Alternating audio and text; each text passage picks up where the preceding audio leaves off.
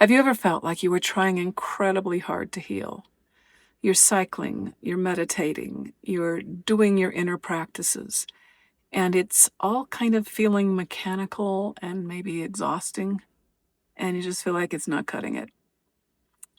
In this video, I talk about how the natural healing forces can actually be activated when we stop performing our healing modalities and we start having a living relationship with them.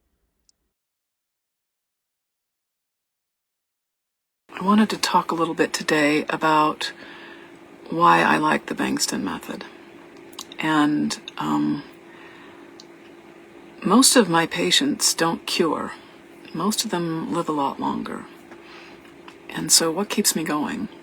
And why should I recommend other people to keep going if they're not going to get cured of their cancer or their other things?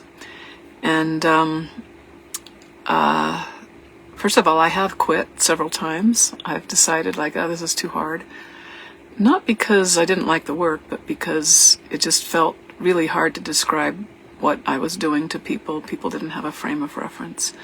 But now that I've been doing it for a while, that's kind of fading. You can binge watch my YouTube channel and kind of get a sense of things. So that part's easier. And I think the reason I keep going is that it creates observable response right during the session, and that's very satisfying for me. So before I ever worked with the Bengston Method, since 1980, I spent decades as an acupuncturist. And part of what you do as an acupuncturist is you learn how to recognize when the body's actually responding, and if it's not responding, you change something. And sometimes people would shift immediately, and that was always very satisfying. And other times nothing seemed to happen, and that was not as satisfying. And over time, I became sensitive to what sometimes helped a person begin responding. So as an acupuncturist, I would, before I was an acupuncturist, I was a registered dietitian and still am. But I would we'd do things with their nutrition. There would be emotional shifts that would help them take the treatments better. There would be their perception of what was going on. I would help them just pay attention to what the shifts that I felt. And I'd say, do you feel that? And they go, oh yeah, I did. And I go, yeah, that's the chi moving. That's your body responding. And then just openness. So I didn't need people to believe in me, but they needed to not disbelieve in me, or else it just seemed to not work. There was a negative placebo blocking the whole process. So that same sensitivity translated directly into my work with the Bengston Method. And one of the reasons I value cycling so deeply is that it often gives ordinary people direct feedback to their healing process right during the treatment. The tumors cool, the nervous system settles, the symptoms shift. Sometimes there's a big emotional state that changes, or forgiveness happens, almost as a result of the healing, not because you manufactured the healing by thinking positively, but the positivity emerge. And people can often feel it directly, especially if I point it out to them. So this is very creative work for me and for my clients. And the key thread is watching whether we're moving towards life or away from it. And then if we're moving away from life and we want to move towards life, we do something different. And I've got my big bag of holistic tricks to help that.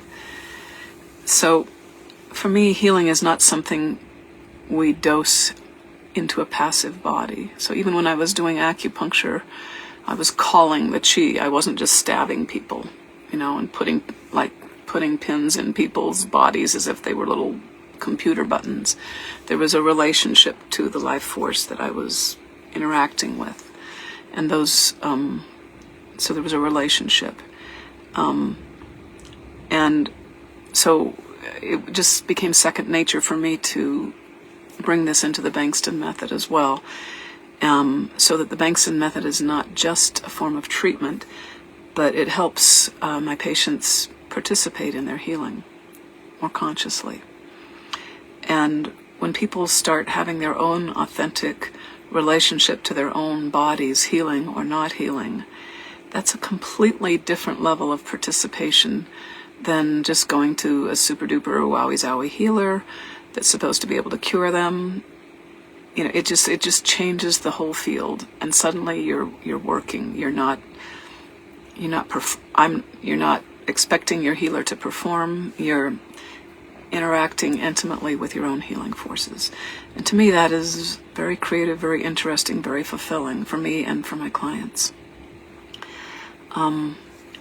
And so it's very natural, and when you're new at something, to try to perform it because you don't know what you're doing. You're like trying to do the steps, right? So I'm not saying that that's necessarily bad all the time, but at some point you have to let go of, is it working? And am I doing it right? Is this worth my time? And switching into not trying so hard. And of course, I want you to live. You want to live. You want to cure. And I actually think that the fear, the terror, the dysregulation, the grief, the longing, they all belong in a natural healing system. So that's all fine and par. And the issue is not having strong emotions. The issue is that we start relating to ourselves like objects to fix, instead of living beings to relate to. I'm going to say that again. I like that one. We start relating to ourselves like objects to fix, instead of living beings to relate to. Sometimes our attempt to be scientific, objective, to do healing correctly, to not spiritually bypass, to not have magical thinking, which are all valid things to not get lost in. But sometimes the inner gesture of bracing against that, we begin monitoring and managing ourselves mechanically. So we mechanically monitor how many sessions we have, whether we cycled correctly, how much time was spent doing it. Did we input the right amount of healing information? And I find that you can play with that a little bit, and there's always a place for anything, right? But the healing that I observe in myself, just in my own old lady wisdom, and in my clients, is that healing is relational. And we kind of know this already. It's sort of like when someone's trying to fix their partner, even when they mean well, it can be genuinely hard to receive their overtures when they're coming from a place of, I need to fix you because you're wounded. And I think the living systems inside our body respond similarly. That the way to unblock the blockages, the energetic blockages to healing, is to create relationship rather than dose response curves, or not that people actually do that, but that's like a caricature of an extreme. So instead of saying, am I trying hard enough? Am I surrendering enough? You look for the instruction manual, and I actually think that our bodies are giving us instructions on how to heal all the time. And as an acupuncturist, I learned how to advise people when to kind of push through their pain, when to rest, when to grieve, when to stop crying, when to fight, when to surrender.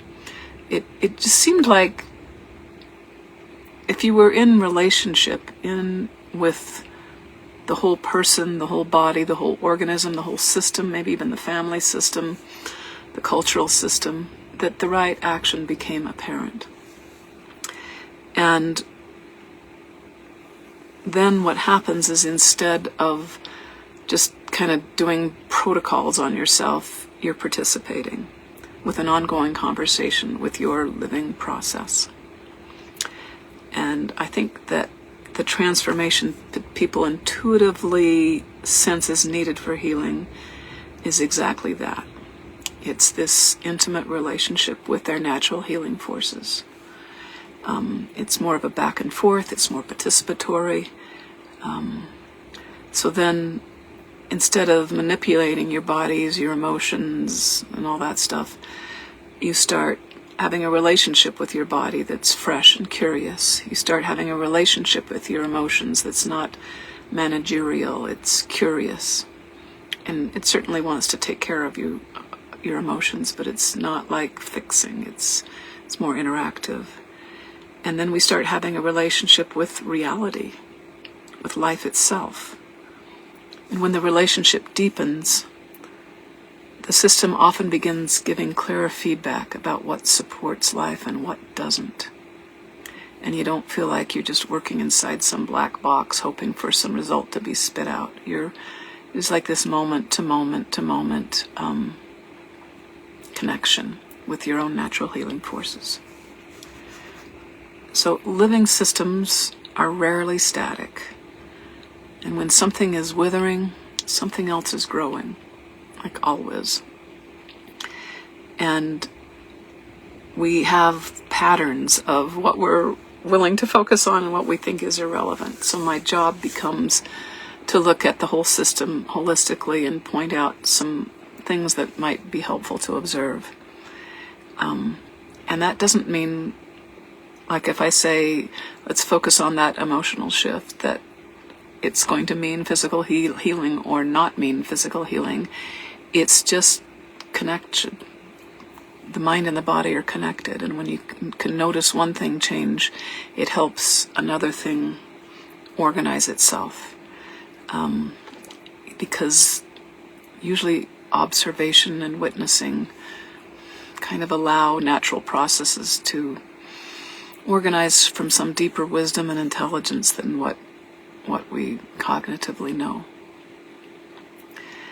And the place to get to is this witnessing place, which I feel like the Bengston Method engineers into it. It bakes witnessing into it. Because if you have the wherewithal to cycle while you're having strong emotion, for example, you're suddenly witnessing your own processes. So this is not a deep staring like, ooh, I get you, I really grok you. It's sometimes a very light just accompanying. The witnessing can be light, it can be deep, it can be all the flavors. And when we're able to spin and cycle, there becomes a little more space. It actually accesses the free part. I see this kind of precisely, the free part of our consciousness. And it's as if our consciousness has become less trapped in reality and more participating in it in a conscious way, not an unconscious way. And then when we become less trapped inside the total identification with illness or total identification with happy or uncomfortable emotions, you're just less trapped. And then this witnessing creates a little more freedom all around it. And the emotions become less divided against themselves. The body becomes less divided against itself. And we become, all of us, me as the therapist and my clients as the healees, become more honest. And I think that helps a lot. So, like paradoxically, when plan A is to have a spontaneous remission and have life slightly elevated after all that, plan B might be something, that takes care of your responsibilities in case you don't make it. And plan C and plan D, like all these, in my experience, when we don't let ourselves do plan B or plan C, and we just white knuckle into the plan A of I'm going to have a spontaneous remission, paradoxically, we're not as honest and as receptive to reality as we could be, and we miss cues. We miss healing cues, and we suppress a natural healing response. And I find that when we stop pretending that death is impossible,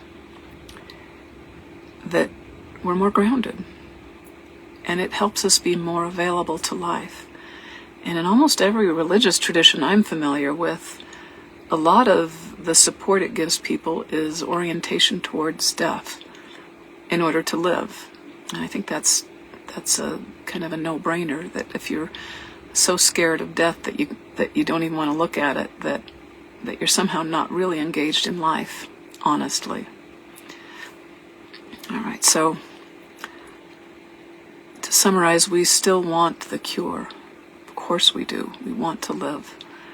But healing is larger and more intricate than forcing one outcome. And I'm not trying to teach people to either passively receive healing or mechanically manufacture it with a certain technique. I'm trying to help people participate in their healing process more intimately, intelligently, and honestly. Because when people learn how to recognize and relate to what in them is moving towards life, that relationship of life can flourish.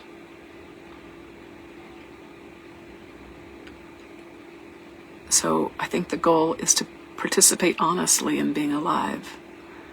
And from that place we support the body in every way we can.